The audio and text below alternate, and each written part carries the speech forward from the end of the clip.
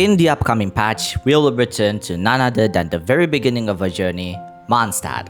It feels like a full circle now that we're going back to this place again, and the lore is luring, the plot twist is twisting, and the connections are connecting. My brother happened to lose his Genshin account because his PSN data was lost, so it's a good coincidence that I get to play Mondstadt's Archon Quest and Dragonspine to refresh my mind once again, and let me tell you all, everything starts to unravel. You may or may not know this, but this new Archon Quest was foreshadowed from the 1.2 update, where Albedo told us to stop him if he ever gets out of control and about to destroy Mondstadt. The second Dragonspine event also hinted at this to us, where we meet the Primordial Albedo for the first time. Not only that, the effects of Capitano and Vernova's encounter made a huge impact on Mondstadt's current predicament. Everything is tied to the ley lines, and considering the monsters that came to Mondstadt according to the version's promotional video is from Dragonspine, then it's safe to say that Frostbearing Tree and Durin have huge influence in this quest as well. With that said, sit back and get comfy because we are going to talk about the new lore we found across the years of us exploring Teyvat, why all this happened, and even not quite along with Hexenzirkel lore. With that said, don't forget to give this video a like and comment so the channel can be noticed by the algorithm. My name is Glitchxcity and I make lore and commentary videos on this channel to keep you company. In order for us to know what is going on, let's start from the very beginning. I'll give you a very brief summary of Mondstadt's Archon Quest, Albedo's quest along with Dragonspine events, then we can start theorizing from there. The Mondstadt Archon Quest is quite simple. The traveler arrived in Teyvat, meeting the Knights of Favonius and helped them to deal with their crisis with one of the four winds that had been corrupted by the name of Dvalin. According to the lore, Dvalin was corrupted during his battle against Durin at the era of the Cataclysm and settled in Stormterror's lair to recuperate. However, 500 years of rest continuously tormented him, and as time passed on, people of Mondstadt eventually forgot about him. During his awakening, he believed the people of Mondstadt and the anime Archon abandoned him. The Abyss Order saw this as a golden opportunity to corrupt his mind even further, thus the crisis we faced during Mondstadt's Archon Quest. We helped Fenty and the Knights of Favonius to purify Dvalin by using the Traveler's power, which happens to be the same power that the Traveler uses to purify Chio's Nightmare in Mikao Flower Festival and used very often during NATLAN's Archon Quest. We calmed Dvalin down, but soon enough, Fenty's Gnosis was taken by Signora, and Fenty told the Traveler to continue his journey to Liyue Harbor. The main takeaway of this quest is that Dvalin was corrupted by Durin's blood, which happens to be Reinhardt's creation using the forbidden art of Chemia, and is revealed to be using the power of the Abyss as the Traveler's power can purify it. We'll talk about Reinhardt in a bit. Secondly, Dvalin got powered up by using the ley line disruptions from the Four Wind Temples, but we soon stopped the disruption during the first act of Mondstadt's Archon Quest, along with Amber, Kea, and Lisa. Third, Dvalin came to his senses and still remembered his duty as a Four Wind after the gun purified his abyssal contamination. Fourth, the Abyss Order were using the Hurlitulls to attack Mondstadt. Finally, it's implied many times in Mondstadt's Archon Quest that the Tsaritsa wants the Anemo Archon's power so badly, as in implying that the authority of Anemo is the most important part of her plan. It's also implied that the Tsaritsa and Fenty were close, but the Cataclysm completely changed her and made her cut ties with Fenty. Now let's move on to Dragonspine. Dragonspine World Quest is actually a lot more simpler than you might have remembered. Basically, we were exploring the mountain and helped an adventurer from the Adventurers Guild to get rid of ice that can't be thawed out by normal fire, along with a huge snowstorm that envelops the mountain summit. Eventually, we did just that, unlocked the Frostbearing Tree, and ascended the Celestial Nail back to the sky. The adventurer who tasked the traveler found this as a big discovery, and will get to us when they found more information about this nail, which, by the way, she never update them to us after that. However, Dragonspine's lore itself is interesting. So basically, the mountain used to be an ancient civilization called Solvindignir, presumably the same unified civilization along with Enkanomia. The people of Solvindignir are refugees who came from a land of snow and strife, which could be not cry, but we'll talk about that in another video. The people of Solvindignir used to enjoy the blessings from the heavenly principles. Some years later, the chief priest of that kingdom named Farouk had a daughter that was born under the Irminsul tree in Solvindignir. The girl, known as the princess, has a gift that can foresaw events in the future and use her ability to paint to create frescoes of what she foresaw. Eventually, she saw a black dragon that will cover the land in poisonous mist, which we later learn is Durin. Not long after that, a celestial nail descended for unknown reasons and turned the nature of that place from once lush and temperate to a snowy, freezing mountain that we now see today. An outlander by the name of Imunlauker went out to seek ways to restore the kingdom, and in the meantime, the Irminsul tree starts to wither in the process. Farouk asked his daughter to draw frescoes of the future she saw, but she was unable to paint the third fresco because she forgot the colors of blue sky and grass. The princess tried her best to restore the Irminsul tree by grafting the perfect branch on a nearby island, but failed and died in the process. Imunlauker, who returned empty-handed, found all of his people dead, became disillusioned and aggrieved by the heavenly principles, left the kingdom to search a land to fight in. Here are the main takeaways. First of all, the mural room where we obtain the craftable weapon, the Snow Tomb Star Silver, is the room where we find Princess's frescoes. Secondly, the princess could foresaw the future, but her name was unknown. Third, the Irminsul tree is what we now know as the Frostbearing tree, and the princess's attempt to save the tree can be found not far from it. Fourth, while the tree withered, it never died. During the war between the VIII and Durin, Durin's blood seeped into the ley lines and created essence called the Crimson Agates. The Traveler, us, yes us, offered these Crimson Agates to the tree, and the tree granted us a fruit, to which we know as the Frostbearer, as a memorial of people who lived in Solvindeknir, and a gift for the Traveler to enact justice on the world. Bro, seriously, even the tree hates the heavenly principles. I know it's not a surprise at this point, but it's a tree! Oh my god, it's so funny. Finally, let's talk about Albedo's quests along with Dragonspine quest events. I'm going to make this as a one section because everything feels like one huge Albedo story quest. We first meet Sucrose, who reveals that Albedo dedicated himself to find the truth of this world. She then told us to find Albedo, who is currently in Dragonspine. During the quest, Albedo runs a test to the Traveler because the Traveler is not from this world. Rosaria was there at the end of the test and warned the Traveler to be wary of Albedo. After doing the tests, Albedo concludes that the Traveler is indeed just the same as ordinary people, but after the Traveler and Paimon left, a file that was used to experiment the Traveler suddenly grew a sediment. He cryptically said to himself if time soon to come when Albedo loses control, will the Traveler be there to stop him? We are entering the 1.2 event quest, so be ready. Few days after Albedo's experiment with the Traveler, we meet with Sucrose, who asks the Traveler to find Albedo's secret that he's been hiding for the past few days. After meeting Albedo, it is revealed that his secret is a sword that he found, which happens to be Furina's second best slot weapon, the Festering Desire. I happen to have one actually. This just proves you that I'm a grandpa in this community. Jokes aside, the sword was cursed, and only the Traveler can use it thanks to his abyssal purification ability. The sword was created by a legendary blacksmith, but he soon disappeared after creating such a sword. However, the sword was somehow within the hands of the treasure hoarders until the Knights of Favonius confiscated them, assuming it's a stolen goods. Side to the story of Solvindeknir, Albedo tells the story of Durin and the Valen's battle, and he theorizes that perhaps the snow of Dragonspine never melts to seal the corrosive toxin coming from Durin's body, which makes sense since the Heavenly Principles did cast the nail after the princess foresaw this future. It so happens that the sword was created using Durin's remains, more specifically his eyes, scales, and claws. Albedo tasks the Traveler to use it while they explore Dragonspine to uncover its secrets, which eventually we did, and the sword grew stronger the more it slays monsters in Dragonspine. The reason is because monsters in Dragonspine resonate with Durin's body, the same with the sword that also resonates the more it slays monsters.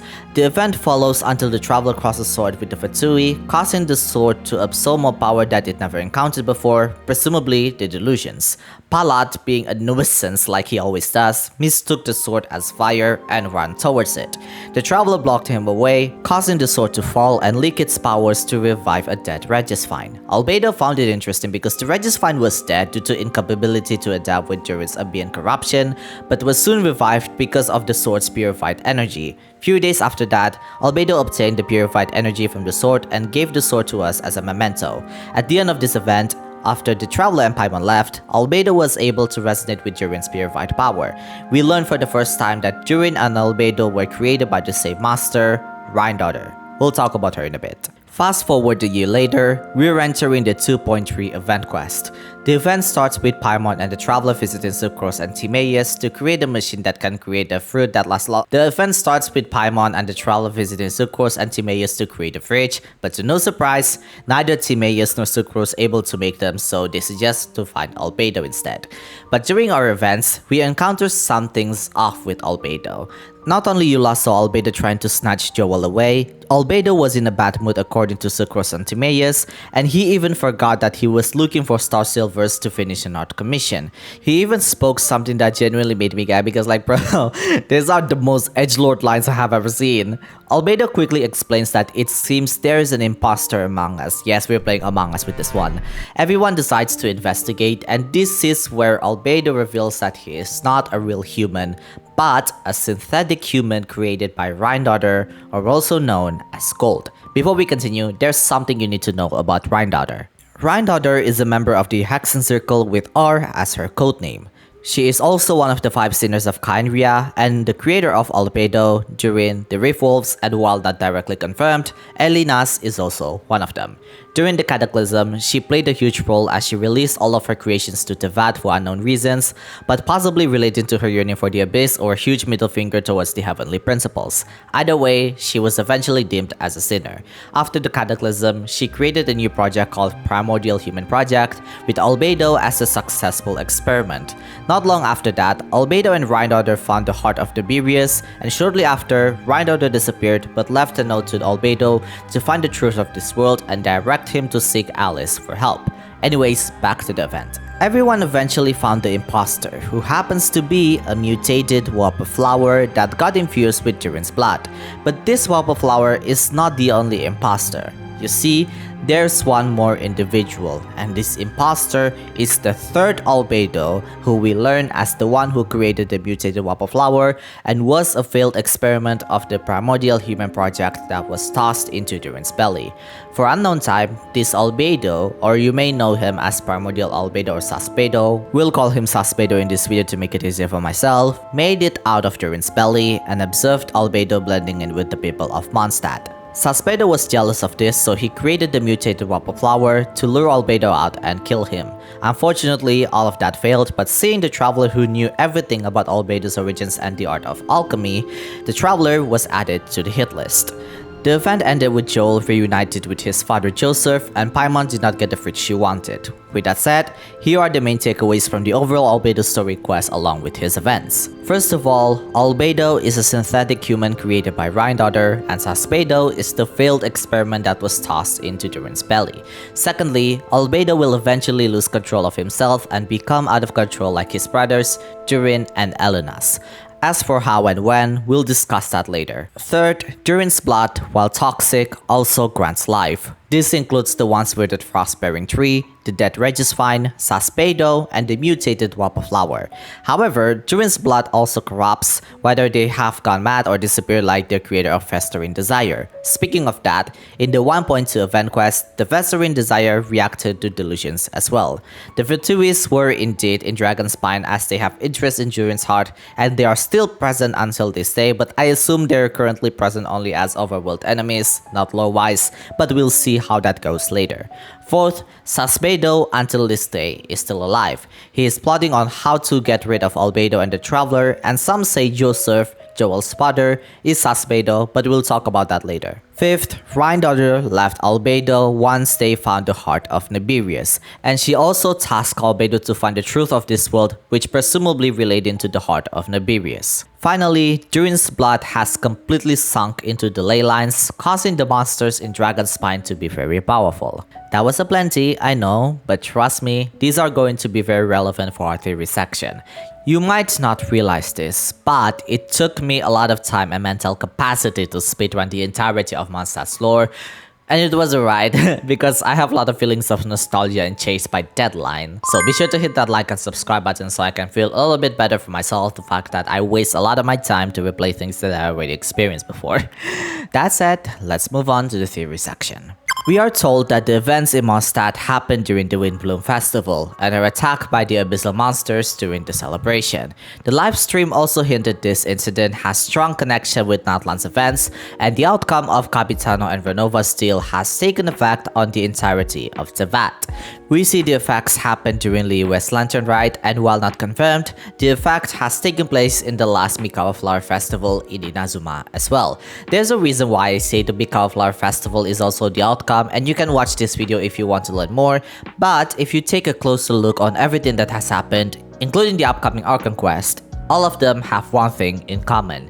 The problem lies within the ley lines. Just for a quick refresher, in Liyue, death has been accelerating. The only way to solve this is to perform the Homa ceremony, and the sacrifice is the price, which causes Hu Tao to sacrifice herself, but was soon saved by the Traveler because the Traveler is not connected to the ley lines. At the end of the Lantern Rite, Ningguang suspected this can't be a coincidence that all of this happened a month after NATLAN's events. In Inazuma, we witnessed Chiyo's nightmare to surface once again and start attacking people of Inazuma. 3 Bakedanukis were affected by this endless nightmare for 500 years after they found Chiyo's horn, but then soon purified by the Traveler's power. Interestingly, even though the Danukis were tormented for years, Chiyo's nightmare took shape very recently, presumably 2 months after NATLAN's Archon quest. It so happens that the nightmare is similar to Abyssal Corrosion Syndrome, where the symptoms are very identical, and Mizuki implied the nightmare took shape because of the change in the ley lines. Mondstadt is the 3rd place where the effects of NATLAN's change in ley lines happened. The livestream hinted it has something to do with the ley lines, which is the same cause that we experienced from the last 2 events so far. Now, with all that low recap I told you, it is confirmed that Reinharder's creation are indeed using abyssal power as an ingredient, since the Traveler can purify Durin's power from the festering desire. Well, to be fair, that's quite obvious given she is one of the sinners of Khaenri'ah, who are notoriously known as people that can't resist the abyss. But one thing that makes it interesting is that the problem, once again, lies within the ley lines. So what happened? There are many ways to conclude this, and indeed, what Capitano did might be good at first, but also serves very grave consequences. You see, the history of Solvindignir and why the Nail descended happened after the princess first saw Durin's arrival in Dragonspine. It so happens that angels were present in Solvindignir as depicted by the murals drawn by the princess. Since the people of Solvindignir were blessed and enjoyed the heavenly principles' love back then, this could mean either this happened the same era of Hyperborea's fall, or it happened shortly after that. Now here's the thing, okay, it could literally be either of the two. The passage of time in this game is still very messy, and angels still serve humanity in their own way, regardless of being cursed, being Yohwal the Justin and Abu Malikata the proof of this. But one thing I can say is that Solvindignir could likely be one of the unified civilizations along with Enkanomia. According to Nahida, the Celestial Nail is used to purify and stabilize power that should not exist in Teyvat, such as forbidden knowledge and presumably the abyss. These things also affect ley lines, but it also changes the environment around it drastically. One of you in my last video did mention that Capitano's paradox did not happen, and it was further confirmed in the cutscene notes if you read the travelogues. However, the outcome of that encounter still does something to the world regardless. If I were to guess, NATLAN's ley lines now basically connect with Teyvat, as Natlanese can leave their nation while people outside of NATLAN can enter the Night Kingdom if they passed away in NATLAN. But that connection is the reason why disasters in other nations happened in the first place. Like, come on. Why do you think there's a celestial nail in the Night Kingdom? Also, I know every entity in this game hates the heavenly principles, and while I hate to be the devil's advocate for a moment, there has to be a reason why the heavenly principles do this in the first place, and I talk about this a few times in my previous videos. However, one of you in my community post made a good point that everything we know so far is based on the other party's perspective, not from the individual themselves, meaning the heavenly principles. For example, Vernova continuously overstepped her authority, not once, not twice, but 3 times. The first is when she created the Night Kingdom, the second is when she revealed NATLAN's grim future to Xbalanque, and the third was lending her power to the people of NATLAN. At the end, she was punished by the Heavenly Principles and become apathetic towards whatever is going on with the world. While I get everything she did is to protect NATLAN, the main reason the Heavenly Principles do nothing about NATLAN's damaged ley lines is to stop the spreading of the abyssal contamination to the entirety of Teyvat, and look at where we are now. Of course, I'm just purely speculating here, but it is the most reasonable thought that I can think of right now. Will it change anything I feel about the Heavenly Principles?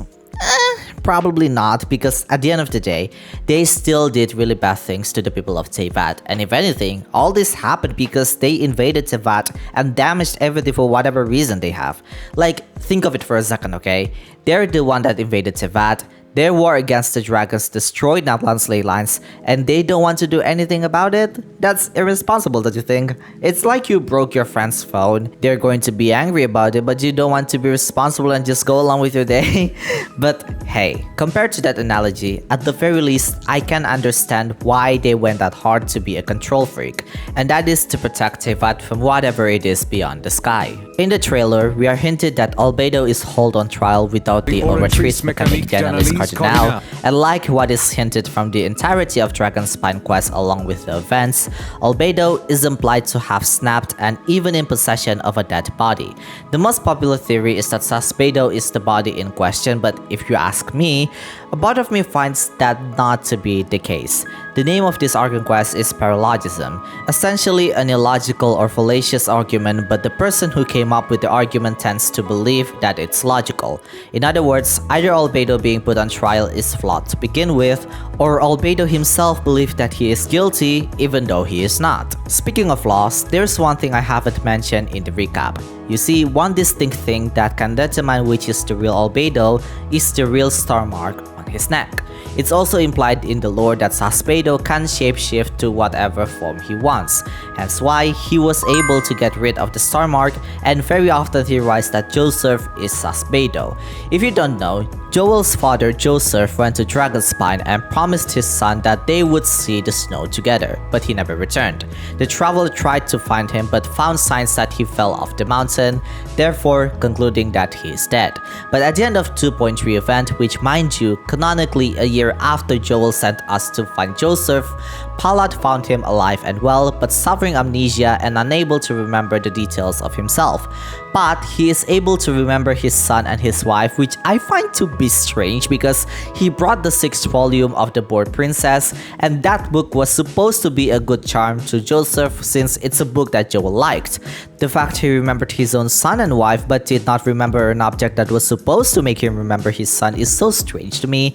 Now, I would like to propose a theory on this, but what if Joseph's real body is in Dragonspine and the one who killed Joseph is Susbedo?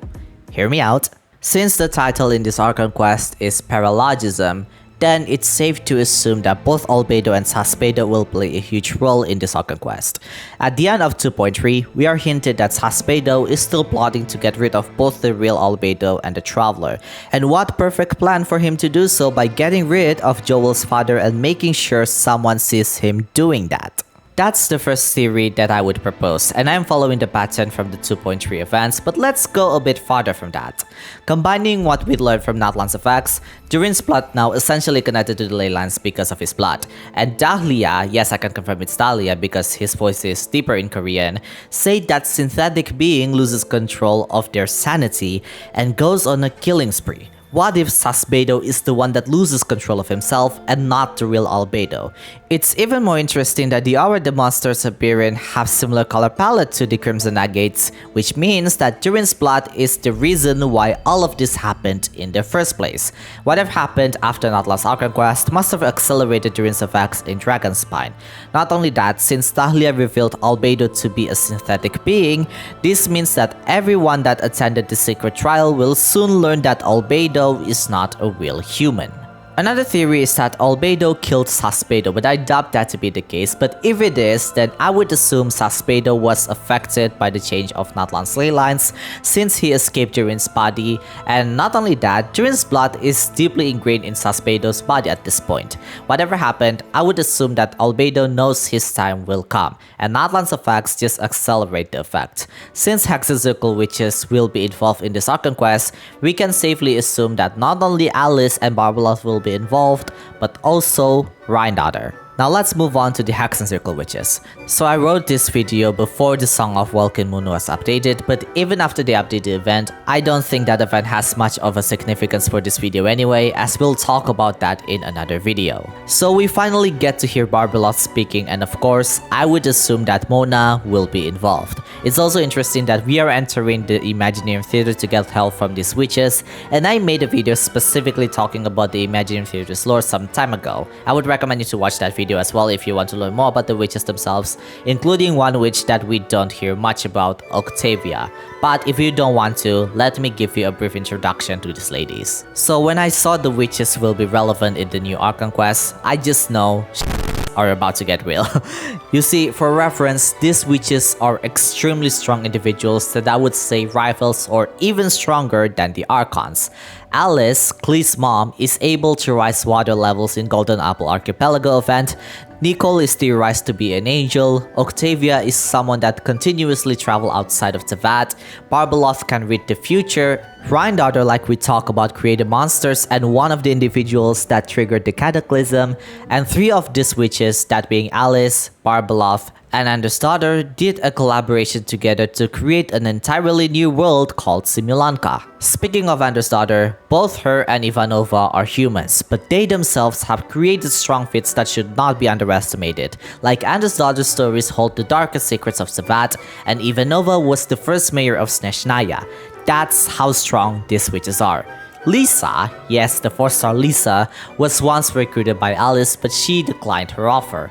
Regardless, she was given access to the Imaginary Theater by Alice, which we soon learn is the forbidden section of the Knights of Avonia's library. We also learn from Lisa that these witches hold Irminsul explorations very often, meaning if the problem in the Paralogism Archon quest relates with the ley lines, then who are the better people to find help from other than the Hexenzirkel? While I think the role for them is straightforward in the new Archon quest and will include a lot of lore bombs, I want to mention a book. A very special book. Yes, a book. 몬드 같은 곳에도 책 속의 비밀을 알아챈 사람이 있다니. 넌 대체 누구지? Yes, I am talking about the Pale Princess and the 6 Pygmies. You see, Lisa was recruited for a reason, and the fact she hid her true identity to the Abyss Mage in her story quest, that's how strong she actually is. I am pretty confident to say that Lisa knows the secret behind that book, and the fact she shocked the Abyss Mage before they revealed what it is, that's how deep she knows. Until today, we never got to read the rest of the volumes. We only get one volume, but that's all that we get along with the synopsis. The fact she even gave the book to us shows how suspicious her actions are. Like for real, if the book is just an ordinary fairy tale, why would she give it to us then? It's not like we need it for anything, and story behind that book is, well, like the description, just a fairy tale. But that's where it all began, because remember, Irminsul tampering can happen in Teyvat, and only putting them in a fairy tale is the way to store the real history.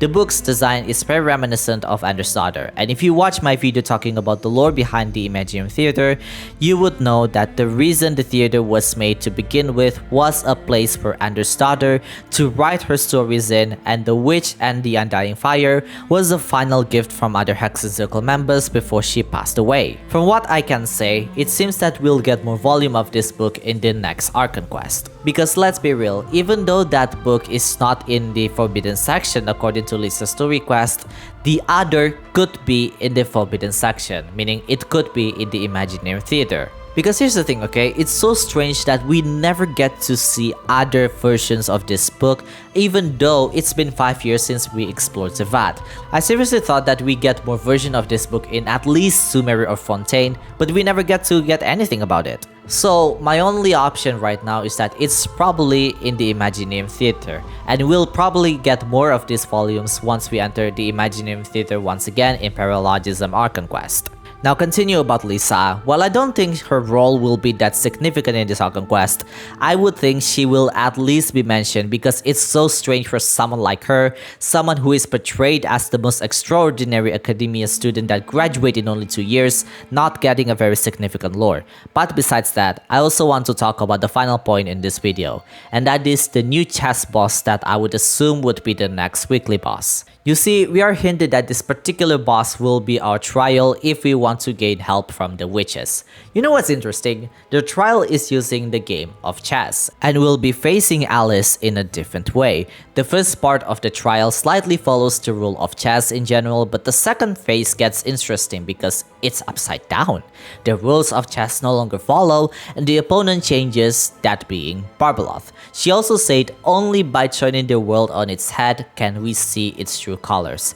So it begs the question, what do you see on the other side of this chessboard? It probably has nothing to do with MONDSTADT'S current predicament, and I wouldn't blame you for that. But it could hint at something else. Something like how the Irminsul tree is planted downwards as per Tinari's statement. This could mean that maybe Teyvat is upside down. However, I don't have enough evidence to prove anything to you, but I can say that this weekly boss will likely hint at something that we will learn soon about the truth of Teyvat. We are facing this boss in the Imagineum Theater after all, and if you watch my previous video, the Imagineum Theater did hint at what we can expect when we visit NATLAN, and what things we can expect the more we explore Teyvat. Now this part of the video is unscripted, and I honestly just think about it after I finish recording, but I also want to talk about the heart of Naberius. In the trailer, Albedo told us about his goal that he wants to reveal the truth of this world. This task was given to Albedo by Reindaughter, and this happened after Reindaughter and Albedo found the heart of Naberius. This was told to us in Albedo's story quest, and judging from the way that it's written, this means that heart of Naberius was found not in Mondstadt, but somewhere else. Now this somewhere else, I honestly don't really know where it is, but it could be somewhere that is near Kaenvia, or maybe somewhere that is in Snezhnaya. Now I only say Snezhnaya because I would assume that this heart of Naberius was found near Hyperborea, because Hyperborea is like the place of the very beginning of the angels, but I could be wrong, of course. All in all, the more specific part of it is that they found this in a dungeon, but I am sure that this dungeon is not in Mondstadt. Now what is Naberius? It is said that he possesses vast knowledge and able to enlighten any man or woman in many ways of science, but especially in rhetoric. Like his fellow Goetials, he is a fallen angel that fell from grace during the war in heaven, and given his chimeric appearance, he likely was one of the cherubim. Some say that Naberius could be a former Archon, but for me, that's probably not the case, but he could be something like an angel instead. I don't think that Naberius is the first angel, because the first angel turned into a silly, and I don't think that her heart suddenly just dropped or something like that.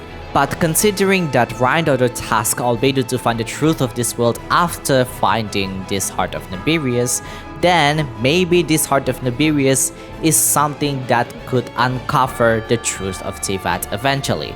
And since that Reindaughter could be appearing in this Archon quest as well, well, maybe not appear like directly, maybe like in a voice, or maybe like in a Dodoko doll or something like that, then it could be possible that the heart of Naberius could also be revealed in this Archon quest as well. As for what kind of information that would be, well, we'll just have to wait and see for ourselves. Overall, I am excited for this new content. What are the things that you are excited in the next update? Let me know in the comments. Jana!